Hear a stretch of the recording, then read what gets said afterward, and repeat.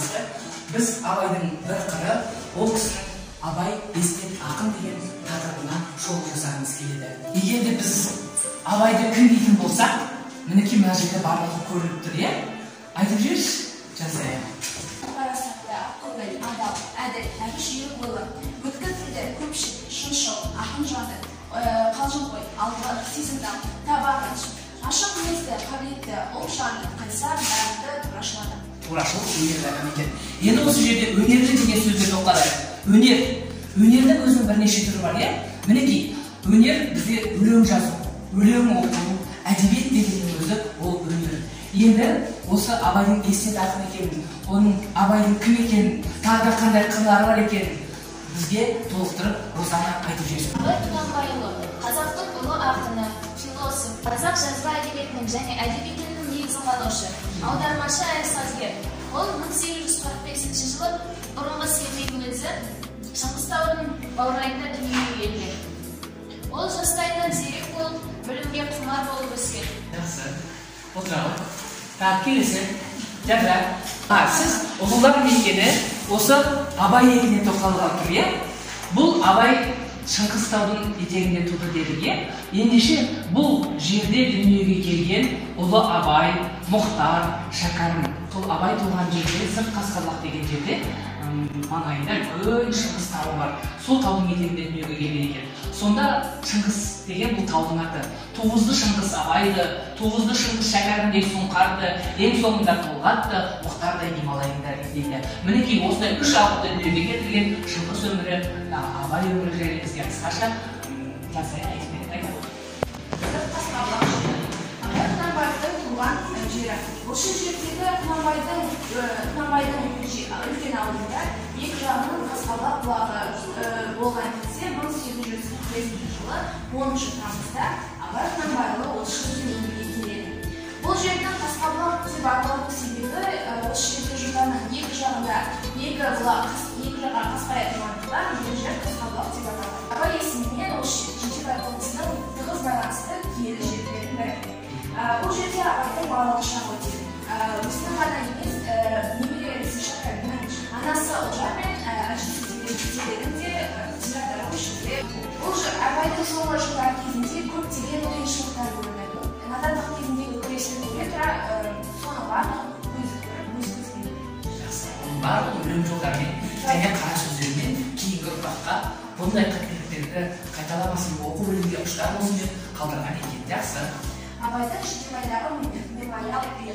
Әкесі Құнанбай қайтыс болғаннан кейін оның қара шаңырағын Абай Абайдың інісі Оспан иеленді. Бірақ 1892 жылы өлімденеді. Сондықтан оның Еркежанды басқа елдерде кемсітпес үшін Абай сол үйге көшіп тұрып, өз қарындағына алады. Өзі қамқор жасайды, өзі ел болады. Содан кейін осы үйде Абайдың өзі қайтадан жөндеу жұмыстарын жасайды. 1970 жылы осы жерде қайта жөндеу жасалып, бұл жер әзірге дейін жасайды. Осы Абай өмірінде Бөрлі деген жер бар. Ол Мұхтар Омарханұлы әуезовтің дүниеге келген жері. Бөрлі деп аталу себебі, бұл жерде бөрі көп болғандықтан Бөрлі деп аталған екен. Бөрлі бүгінгі күнде Мұхтар әуезовтің сол дүниеге келген шаңырағы мұражай болып сақталып тұр. Егер Абай еліне саяхатқа барсаңыздар, сіздер бұны көрулеріңізге болады екен. Жаңағы Жидебайда да мұражай бар. Ол жерде Еркежанның пайдаланған заттары, Абайдың аңшылыққа пайдаланған заттары, әйгерімнің алтын мезерленген киімдері, Құнанбай қажының қажыға барғанда тіккізген тақиясы барлығы осы мұражайда орналасқан екен. Енді біз бағанадан бері Абай естен ақын деп айтып жатырмыз, сол туралы бізге қысқаша Розана айтып беріңізші. Ақынның сөз өнерімен, ән өнерімен тақырыбындағы өлеңдерінде ерекше бір талғампаз, сарапшыл, әрі биік эстетикалық ой-өрісі бар үндестік сезіледі. Екі саладағы өлеңдерінде де адам, қоғам, өнер проблемасын сөз етеді. Осы өлеңдерінде өнердің халықтық сипатын, адам өміріндегі орнын көрсетеді. Өнер адамдарына өнерге қояр талабын, шартын, өзінің мұрат мақсатын әрі өнерпаздың мәлімдемесін жариялайды. Енді балалар, мінекей жаңа Абай өте талғампаз естен ақын дедік, ол кісінің Қақтаған ақ күмістей кең маңдайлы, аласас қара көзін нұржайнайды. Жіңішке қара қасы сызып қойған бір жаңа ұқсатамын туған айды. Маңдайдан тура түскен қырлы мұрын ақша жүз алқызыл бет тіл байлайды. Аузын ашса көрінер кірсіз тісі, сықылды қол метсізден іш қайнайды. Сөйлесе сөз әдетті, әм мағыналы, күлкісі бейне бұлбұл құс сайрайды. Жұмыр ақ тұрғындай мойыны бар, үлбіреген тамағын күн шалмайды. Бұл жерде абай эстетикалық талғамы деп айтып тұрғанымыз, қазақ қызына тән сұлулық, маңдайы қандай оның, жүзі қандай, оның бұрымы қандай, менің осының бәрін эстетикалық түрде кереметтей қылып қақтаған ақ күмістей кең маңдайлы деген бөлімінде берген екен. Мінекей бұл Абайдың шеберлігі екен. Абай жалпы өзінің жүрегінің түбіне терең ойлаған өлеңде өзін былай айтады. Абай мың қырлы, сан қырлы, қанша ғасыр өтсе де ұрпақтарына үлгі қыларлықтай айтқан сөзінің барлығы даналық сөз екені мәлім. Сол Абай өзінің заманында оны көп адам түсінбегендіктен мынандай деп өлең жазған екен. Жүрегімнің түбіне терең бойла, мен бір жұмбақ адаммын, оны дойла. Соқтық балы соқпақсыз жерде өстім, мың мен жалғыз алыстым, кінә қойма дейін. Қандай керемет айтқан, иә? Енді осы бүгінгі біздің ой түйінімізді қорытындылап жіберсек. Ұлы Абайдың ескі ақын дәрежесін көтеруі, әсіресе өлең ән туралы шығармаларынан мен бұл баға көрген. Бұл жерде мұхтар әуезов терең толғаулы әрі әсер түйін бар сапасы бөлек. Сонда сол шығармалар қазақтың әнмен өзіне арналған. Ол да қазақ поэзиясында бірінші баға беріліп, қозғалған тақырып емес. Абай бұл жайға өзінің ірі сүйінші, ойшылдық тұрғысынан қараумен өз ақылының қаншалық кең екенін қуашты көрсетеді. Абайдың эстет ақын екенін оның әндерінен де білеміз. Мысалы Сегізаяқтың бізде әні бар. Қазір бізге ол Сегізаяқты 8-ші сыныптың оқушысы арқылы айтып береді.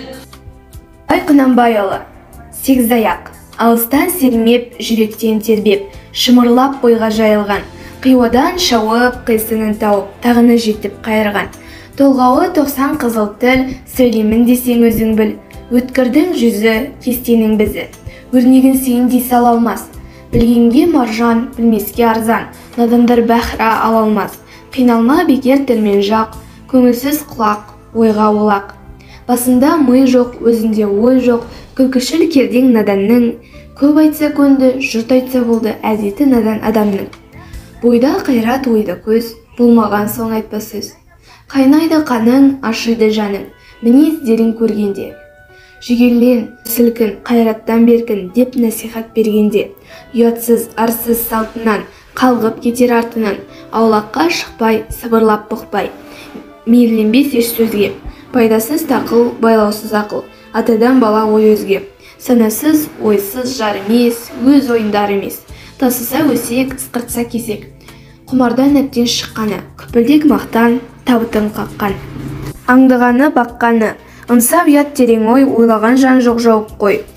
Болмасын кекшіл, болсайшы көпшіл, жан аямай кәсіп қыл, орынсыз ыржаң, болымсыз қылжаң. Еңбек қылсаң ерінбей, тояды қарның тіленбей. Егінің ебін, сауданың тегін, үйреніп ойлап, мал ізде, адал бол бай тап, адам бол мал тап.